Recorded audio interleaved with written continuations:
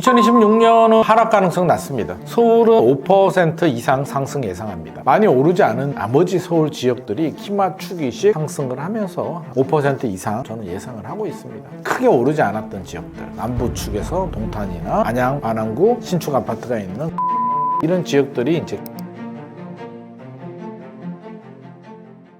요즘 재개발, 재건축 조합원들 사이에서 강제 현금 청산 이야기가 많이 나오는데 이 위험은 왜 커지고 있는 건가요?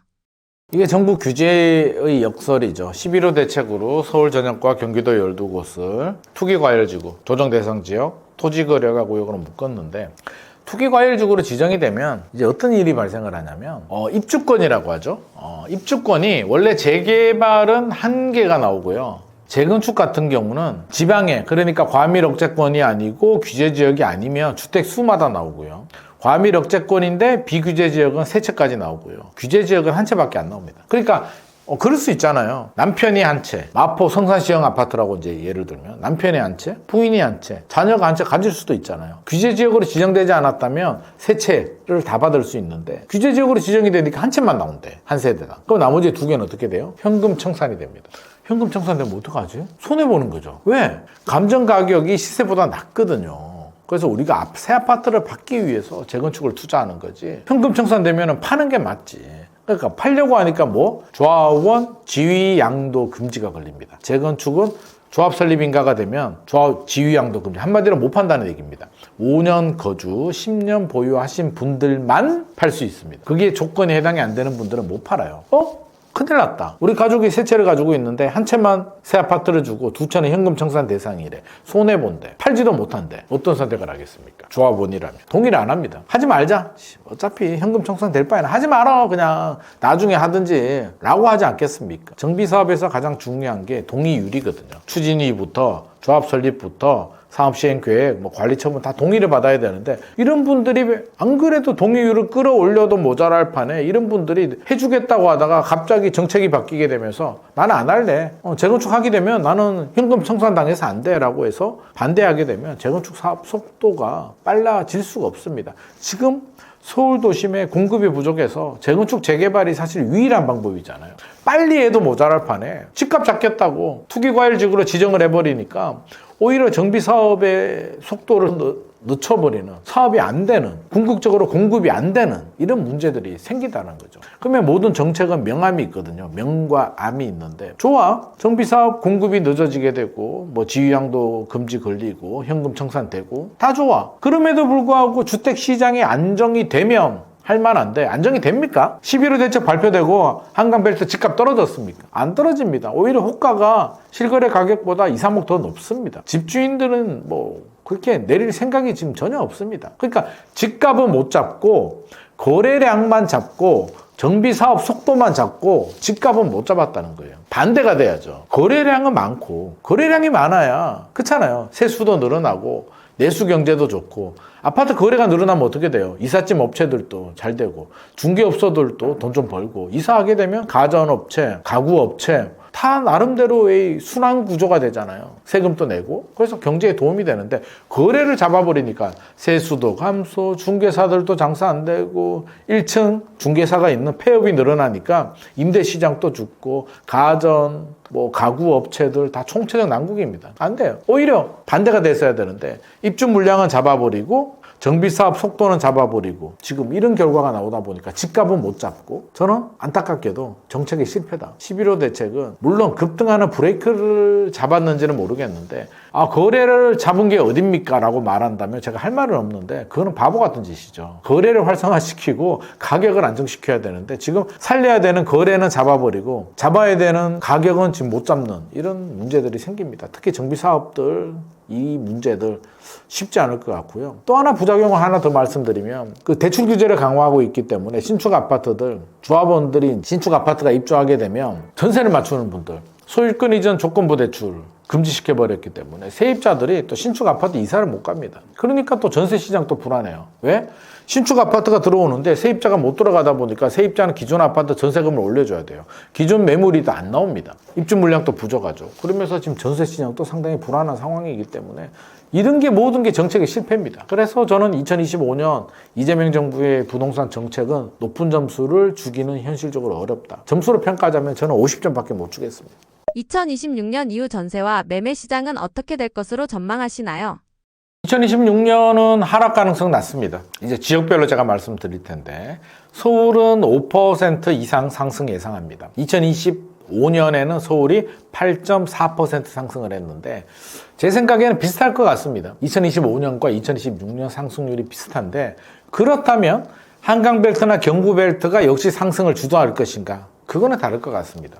평균이 8% 정도 된다면 2025년에는 고가 아파트 시장, 한강벨트와 경부벨트가 상승을 주도했고 거래를 주도했다면 2026년에 이들 지역들은 이미 많이 올랐기 때문에 신고가는 나오더라도 거래가 아주 많이 활발하게 일어나기는 현실적으로 좀 어려울 것 같고요. 많이 오르지 않은 나머지 서울 지역들이 키맞추기식 상승을 하면서 아마 5% 이상 한 8% 정도 저는 예상을 하고 있습니다. 수도권 시장도 2025년과 크게 다를 바가 없는데 역시 많이 올랐던 과천, 분당은 여전히 신고가는 간헐적으로 나오겠습니다만 시장을 주도한다라고 할까요? 거래를 주도하는 지역들은 크게 오르지 않았던 지역들, 남부 축에서 동탄이나 또 안양, 안암구, 또 일개 신도시가 있는 삼본이 있는 군포, 그렇죠? 또 부천, 중동 신도시가 있는 부천, 인천, 신축 아파트가 있는 금단, 송도, 청라 이런 지역들이 이제 키 맞추기 하면서 전체적으로 수도권 지역의 상승률을 좀 끌어올릴 것으로 저는 예상을 하고 있고요.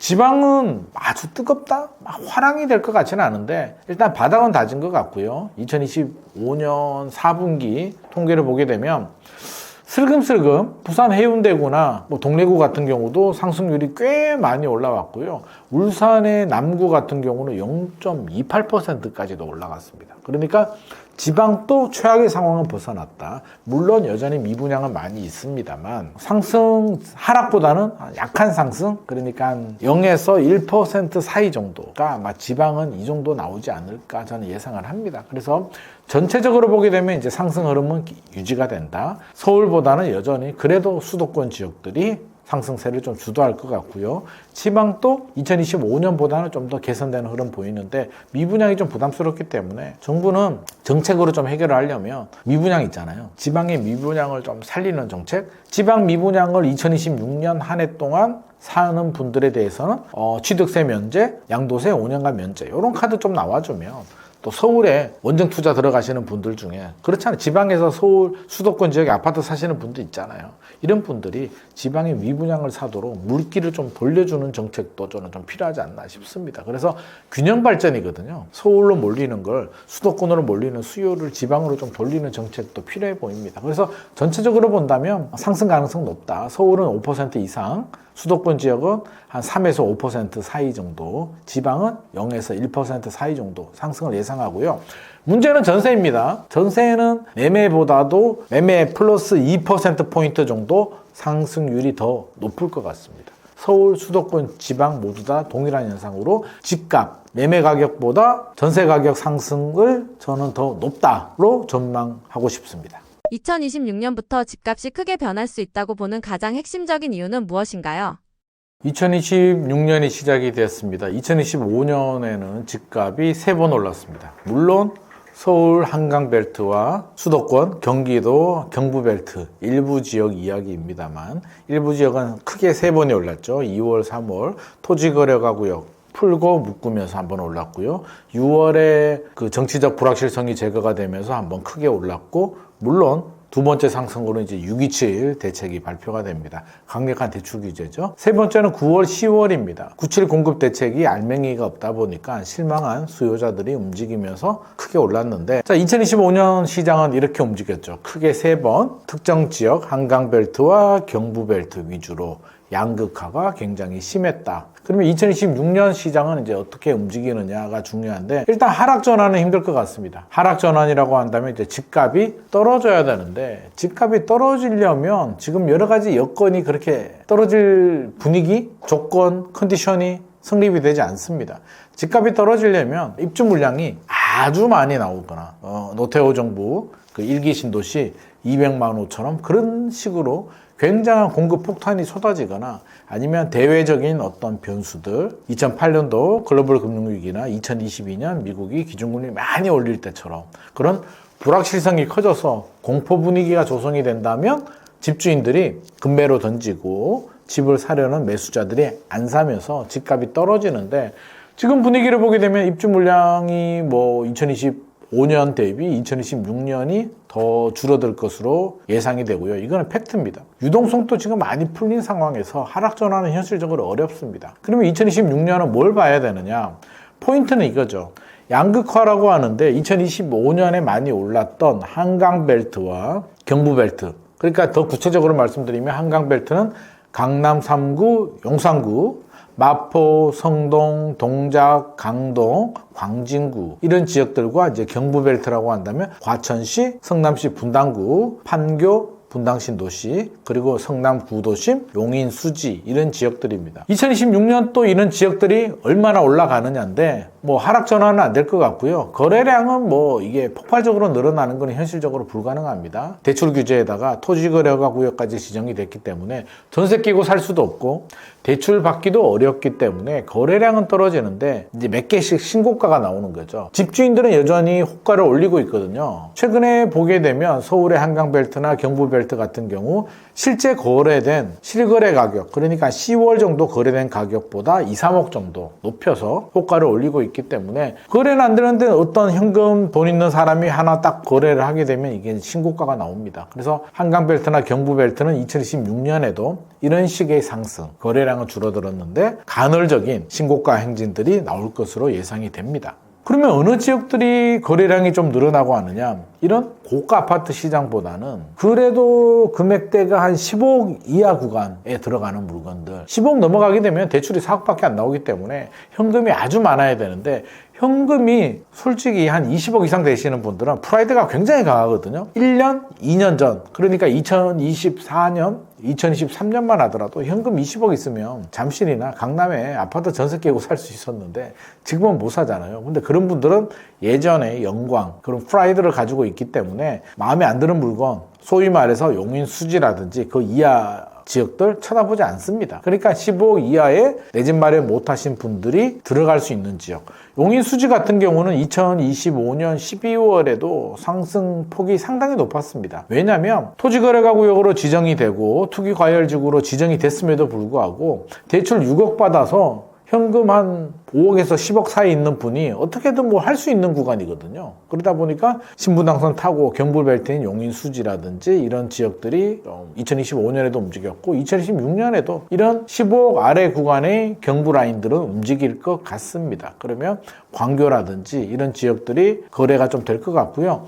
동탄, 구리 같은 풍선 효과가 생긴 지역들도 뭐 거래는 조금씩 되는데 오히려 2025년에 저는 많이 오르지 않은 지역들, 이런 지역들이 키 맞추기식 상승을 좀 할 가능성은 있습니다. 그러면 서쪽으로 이제 동쪽이 올랐으니까 이제 서쪽으로 가게 된다면 뭐 안양에서는 안양 동안구가 많이 올랐으면 마랑구 쪽으로 안산시도 이제 고단신도시 쪽 신축 아파트들이 있는 곳들, 인프라가 좋은 것들, 인천에서도 인천 모든 지역이 다 오르기는 2026년은 좀 버거울 것 같고요. 인천 송도, 검단, 청라 같은 신축 아파트 지난 2년 동안 크게 오르지 않았던 지역들이 2026년에는 또 탄력성을 보일 수도 있고요. 서울 내에서는 한강벨트가 아닌 지역들, 많이 안 오른 지역들, 억울하게 규제 지역에 묶인 뭐 노도강이라든지 금광구 같은 곳들이 필요한 실수요자들이 야 이거 기다려도 답이 안 나오겠다, 내 집 마련해야겠다라는 수요들이 잠재하고 있기 때문에 이런 분들이 움직이면서 거래는 주도할 것 같습니다.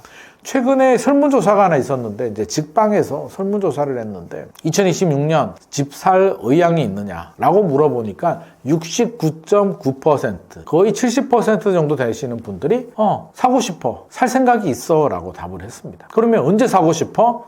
2026년 1분기를 가장 많이 꼽아왔습니다. 살 사람들은 움직인다는 얘기고요. 중요한 거, 또 왜 사려고 하니? 라고 물어보니까 가장 많은 답변들이 전세, 월세 사시는 분들이 내 집 마련, 불안하니까 전월세도 난이라고 하는데 그냥 집 살래. 두 번째는 지역을 옮기는 실수요자들, 세 번째는 면적을 늘리거나 줄이는 분들이 80%를 차지했다는 거예요.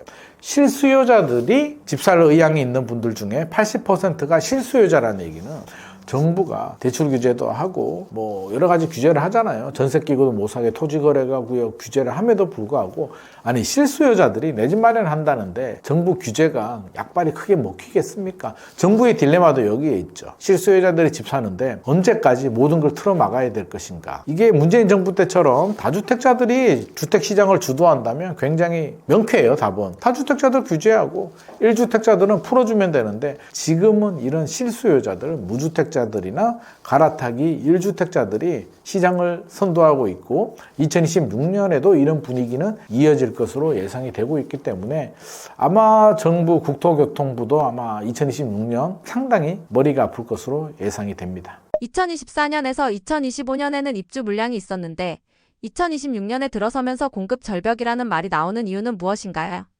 집주인들이 급매로 안 던지는 이유가 있죠. 집값이 떨어지려면 집주인이 급매로 던지고 집을 사려는 매수자들이 안 사면 집값이 떨어지는데 집주인들이 왜 안 던지냐? 첫 번째 이유가 공급 부족입니다. 입주 물량이 없다는 얘기인데 2025년 부동산 R114 통계를 보게 되면 2025년 입주 물량은 약 43,000호 정도 예상 추정이 됩니다. 근데 2026년은 얼마인가? 28,000호로 뚝 떨어집니다. 28,000호. 그러니까 43,000호 정도에서 28,000호로 떨어지는데 여기는 임대 물량이 다 포함되어 있어요. 그래서 임대 물량을 빼면 한 17,000, 18,000호 정도로 예상이 되고요.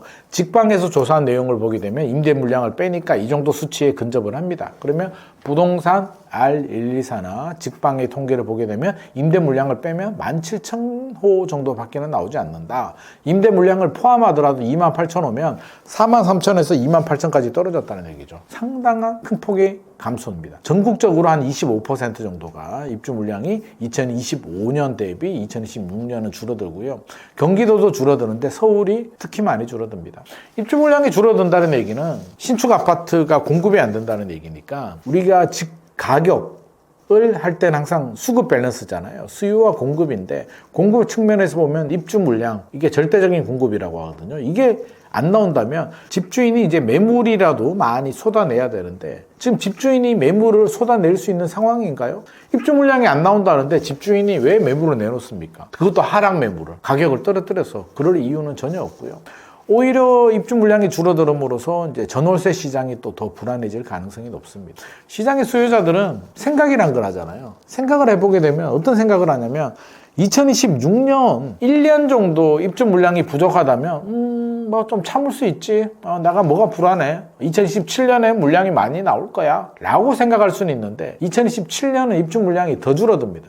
임대 물량을 빼게 되면 2026년이 한 17,000호 정도라고 했는데 2027년은 11,000호 정도로 줄어들고요. 2028년은 10,000호도 위험합니다. 그러니까 3년 정도 입주 물량 절벽에 마주치는 이 현실을 시장의 수요자들이 모르겠습니까? 알고 있습니다. 그래서 팩트로 어떤 물량 자체도 절대적으로 부족하니까 집값도 불안하고 전세 가격도 불안한데 심리적으로도 영향을 준다는 거죠. 아, 이거 3년 동안 물량이 없네. 정부의 공급 대책을 보니까 97 공급 대책이 발표가 됐었죠. 2025년, 2030년까지 135만 호 공급을 하겠다라고 했는데 135만 호 분당 신도시 13개가 넘는 물량이 가능할까?에 대한 의구심이 들었고 그 의구심, 실망 때문에 9월, 10월 집값이 올라갔는데 11월에 국토교통부 장관께서 12월에 공급 대책을 발표한다 그랬는데 결과적으로 발표가 되지 않았습니다. 2026년 1월 중반 정도로 넘어간 것 같은데 왜 안 나왔을까요? 알맹이가 없기 때문이죠. 국토교통부가 할 수 있는 게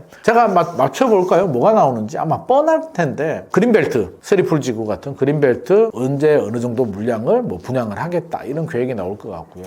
3기 신도시 같은 공공분양 물량 좀 늘리고 또 신규 발굴한 택지들 이런 거 문재인 정부 시절에 발표했던 봉담 3지구나 오산 세교 3지구 이런 물량들 12월 31일 보도자료를 통해서 이제 승인 났습니다. 지구 지정되고 이제 승인 났는데 이게 도대체 몇 년이나 걸렸나요? 그러니까 이거 좀 구체적으로 뭐 분양 계획이나 이런 거 나올 것 같고요. 유유부지, 태릉 CC나 이런 거 어떻게 할 건지, 그때 왜 안 됐는지, 이번에는 확실히 할 수 있다. 뭐 이런 내용들이 들어갈 겁니다. 뻔하잖아요. 뭐 이런 거 외에 또 뭐 정비사업 뭐 좀 지원해 주겠다.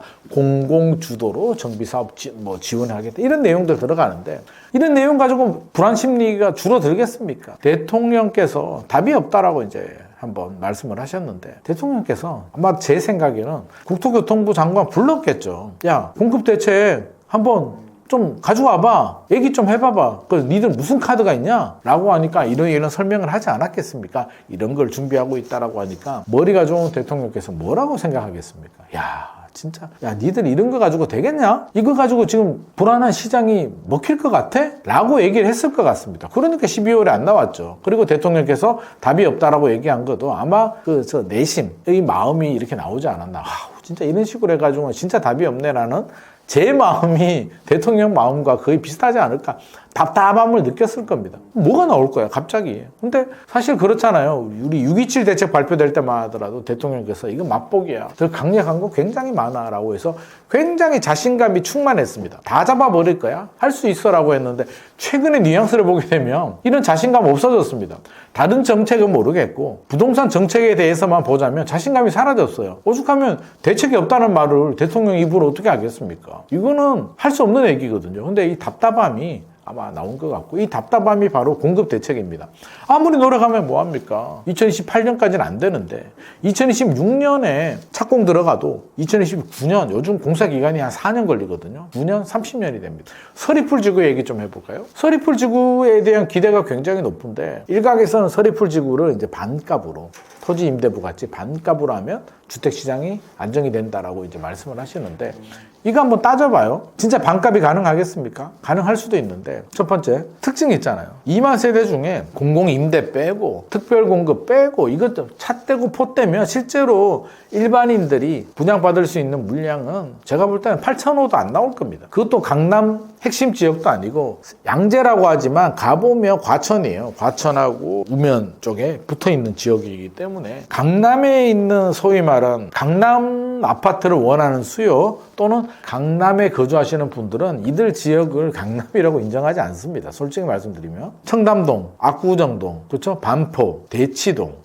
개포까지 이런 지역을 보통 우리가 일반적으로 말하는 이제 주거 지역의 이제 강남 핵심 지역이라고 하는데 더 내려오게 되면 MB 정부 때 했던 세곡, 내곡동만 하더라도 지금 아파트 가격이 오히려 동작구가 더 비쌉니다. 왜 그럴까요? 행정구역만 강남이기 때문입니다. 주변에 그린벨트 풀어서 쾌적하긴 한데 실제로 교육 환경이나 교통 환경이 뛰어나지 않습니다. 강남이라고 해서 행정구역의 강남이라고 해서 강남의 대체 수요는 될 수가 없는데 서리풀 지구도 마찬가지입니다. 나오는 것 자체는 그래도 이거라도 나오는 게 어디야. 굉장히 긍정적이지만 일단 강남 대체가 되기는 어렵다. 그리고 우리가 원하는 임대 물량을 빼버리고 나면 일반 분양 물량이 많이 나오지 않는다. 세 번째, 빨리 공급되기는 만만하지 않다. 왜? 여기에 거주하는 원주민들이 있거든요. 원주민들이 다 반대합니다. 왜 반대하냐면 지금 그린벨트로 묶여있는 지역인데 오랫동안 한 50년 이상 그린벨트로 묶여있던 지역인데 땅값이 그린벨트가 지정되지 않았다면 아마도 3.3제곱미터당 평당 1,000만 원 정도 그 이상도 할 수 있는 땅입니다. 개발도 많이 됐을 겁니다. 개발 제한구역으로 지정이 되다 보니까 개발이 안 되다 보니까 3.3제곱미터당 300만 원 이 정도 수준이거든요. 시세는. 그러면 국가가 이제 보상을 해주잖아요. 수용을 하게 되면 얼마 보상해 줄까요? 3.3제곱미터당 1,000만 원 주고 보상을 할까요? 공시가격으로 보상을 할까요? 국토교통부는 공시가격으로 보상을 하려고 할 것이고 시장의 수요자들은 무슨 소리야. 우리가 공시가격에 왜 뺏기냐. 우리는 그럴 바에는 안 한다 라고 반대를 할 겁니다. 그래서 상당한 분쟁이 예상이 됩니다. 이거 만만하지 않아요. 그렇다면 빨리 하려면 돈을 많이 주는 방법이에요. 그냥 시세대로 원주민들한테 돈 주고 보상해주고 수용하는 게 가장 빠릅니다. 이거 괜히 예산 아끼겠다고 공시가격 법대로 처리하다가는 또 배가 산으로 가는데, 그래서 제가 쉽지 않다는 얘기를 하는 거고, 그럼에도 불구하고 빨리 진행이 돼도 2026년에 착공 불가능합니다. 불가능함에도 불구하고 만약에 2026년에 착공이 돼도 2030년 정도에 입주합니다. 그러니까 정권 말에 입주하는데 2026년에 착공 불가능하죠. 어떻게 합니까? 지구 지정하고 하게 되면 아마 2028년 정도에 아마 분양도 하고 아마 착공이 된다. 정상적으로 진행이 되더라도 2028년 정도 되니까 입주는 2031년, 32년 정도 되지 않겠습니까? 그러면 사람들이 2028년까지 입주 물량이 부족한 거에 대한 불안감을 호소하는데 어느 세월에 믿고 기다려주세요. 반값 아파트 나옵니다. 라고 호소하기에는 정부의 정책의 신뢰가 지금 굉장히 바닥에 떨어졌다. 문재인 정부 때 그 5년의 정책 부동산 규제의 실패가 현 정부 지금까지도 이어오고 있는 상황이니까 일단 공급이 그렇게 쉽지 않겠다. 이렇게 생각해 보면 이제 답답하죠. 야, 진짜 2028년까지 입주 물량이 부족한 거는 팩트. 그 이후에 물량이 얼마 나올까에 대해서는 물론 경기도는 이제 3기 신도시라든지 이런 공공 택지 분양 물량들이 나오게 되면 2029년, 10년 정도에는 이제 물량이 좀 늘어날 수는 있는데 3기 신도시가 강남 대체, 뭐 서울 한강벨트 대체가 되기는 현실적으로 어려울 것 같고 서울 내에서 나올 수 있는 물량은 유유부지 될까? 저는 유유부지가 거의 안 될 것 같고요. 되더라도 물량 자체가 굉장히 제한적이고요. 일부 분들은 또 용산 민족공원에 아파트 뭐 2만, 5만 세대 짓자고 하는데 그 말이 됩니까? 민족공원은 미래를 위해서 남겨둬야 될 땅이지 거기다가 만약에 아파트 5만 세대 지으면 주택 문제 해결될까요? 안 됩니다. 왜 안 되느냐? 서울은 구조적으로 수요 과잉 공급 부족지이기 때문에 5만 세대 공급해서 1년에 만 세대씩 늘려도 제가 앞서서 뭐라 그랬어요? 2025년에 4만 3천 호에서 2026년에 2만 8천 호 임대 포함해서 이 정도 줄어들었고 2027년은 더 줄어드는데 여기에 용산 민족공원에 개발해서 1년에 만 호씩 5년 동안 공급을 해본대요. 해결 안 됩니다. 해서도 안 되고요. 그래서 이 공급 숙제를 정부 입장에서는 풀어야 될 미션 임파서블이고요. 현실적으로 굉장히 어렵겠다. 그래서 아마 대통령께서도 답이 없다라고 말씀하셨고 2026년 1월 아마 중순으로 예상하는데 1월 중순에 어떤 카드가 나올까? 제가 말씀드린 그런 내용들이 나오면 아마 시장의 기대를 충족을 못하게 되면서 실망을 할 것 같고요. 이렇게 할 바에는 안 하는 게 맞고요. 제가 말씀드린 거 외에 아주 획기적인 파격적인 그런 공급 대책이 나와서 우와 이거 뭐지? 이거 뭐야? 우와 충격인데? 라는 반응이 나오면 심리적으로 먹힐 수도 있는데 그런 대책이 나올 가능성은 저는 좀 희박하지 않나 생각을 하고 있습니다. 안녕하세요. 기린만 부동산 경제연구소 대표 기린만입니다. 자, 오늘 이렇게 또 저와 함께 인사이트도 전해드리고 2026년 부동산 시장을 진단을 해봤습니다. 여러 가지 변수들도 많고 어려움도 많고 한데 우리 과거에도 내 집 마련하기는 힘들었습니다. 언제 좋았던 적이 있었나요? 절대 남과 비교하지 말고 나만의 전략, 나만의 내 집 마련 전략, 내 가족을 위해서 차분하게 종잣돈을 모으면서 내 자본에 맞춰서 청약을 하든 매매를 하든 경매를 하든 지속적으로 노크를 하면서 리스크 관리를 한다면 또 꾸준하게 두드려 본다면 저는 반드시 내 집 마련 꿈은 아니다. 옛날에는 가능했는데 이제는 못해. 사실은 그건 아니라고 생각합니다. 옛날에도 어떻게 하지? 라고 우리 다 그랬었거든요. 그러니까 지금 또 여전히 기회의 문은 열려 있다. 오히려 옛날보다 돈 벌기는 더 좋아졌잖아요. 옛날 주식 투자하면 맨날 박살 났는데 요즘 주식, 코인, 뭐 미국 위장이라고 하죠. 미국 주식, 골드 할 수 있는 종목이 굉장히 다양해졌기 때문에 오히려 본인의 전략이나 노력에 따라서 충분히 또 기회를 잡을 수도 있습니다. 그러니까 실망하지 마시고 포기하지 마시고 지속적으로 도전하신다면 반드시 내 집 마련과 내 인생의 한 단계 업그레이드 또 경제적 자유를 얻을 수 있으리라 저는 확신합니다.